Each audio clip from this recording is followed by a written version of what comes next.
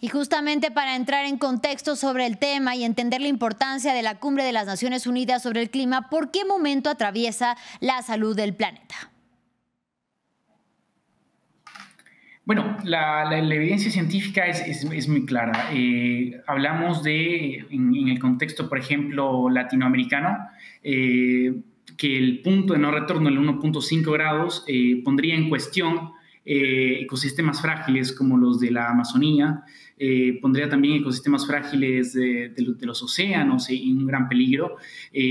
También, digamos, en cuanto a su impacto humano, recursos alimenticios, recursos del agua, el deshielo de glaciares, y todo, digamos, dentro de un entramado de otros tipos, digamos, de asimetrías de poder, como las desigualdades que se terminan también profundizando a partir de la crisis climática.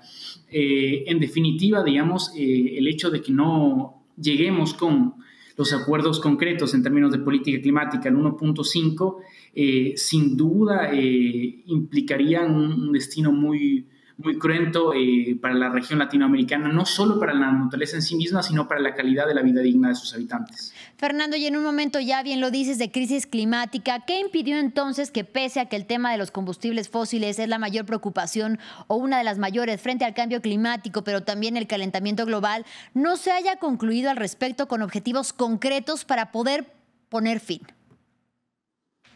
Sí, el gran problema ahí es el entramado de intereses. Hasta hoy la COP30 en Belén, digamos, que es, bueno, en principio la primera COP en la Amazonía y se construye a partir de una narrativa supuestamente muy positiva, estaba centrada en tres cosas, ¿no?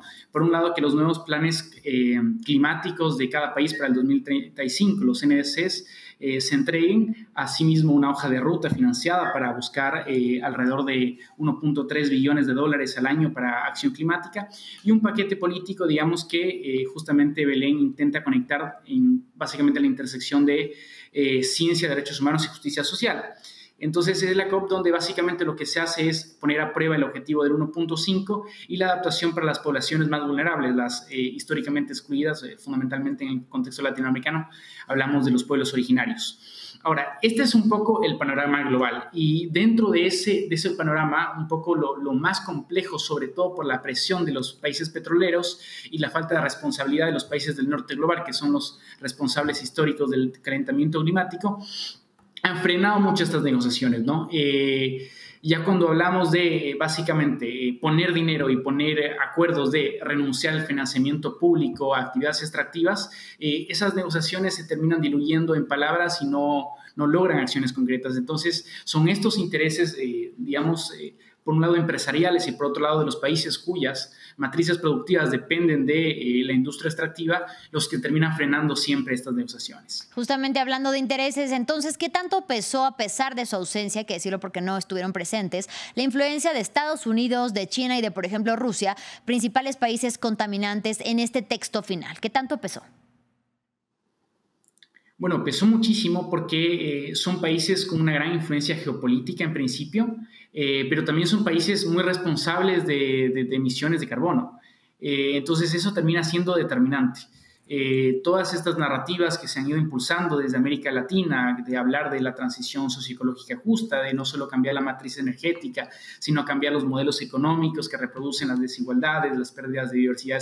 Toda esta construcción, digamos, desde la base, desde los países del sur global, pero también desde los movimientos sociales, que terminan situando, digamos, esta narrativa de ya hacer caso a la ciencia y de, digamos, ser pertinentes en términos de la deuda ecológica histórica, no terminan resonando porque justamente los países que tienen las mayores posibilidades, tanto económicas como las responsabilidades históricas, no llegan a pronunciarse y terminan diluyendo siempre las conversaciones. Entonces, el peso es gravísimo y en el caso de Estados Unidos, no solo vemos que hay una ausencia, digamos, de decisiones, sino que incluso su mismo presidente genera un desconocimiento de la evidencia científica frente a la crisis climática. Así es. Entonces, esto es sumamente preocupante y en un contexto geopolítico esto es determinante porque por más que haya buenas voluntades de ciertos países, si los países que son más núcleo en términos de el sistema mundo económico no terminan generando la capitanía de estos cambios que son necesarios, pues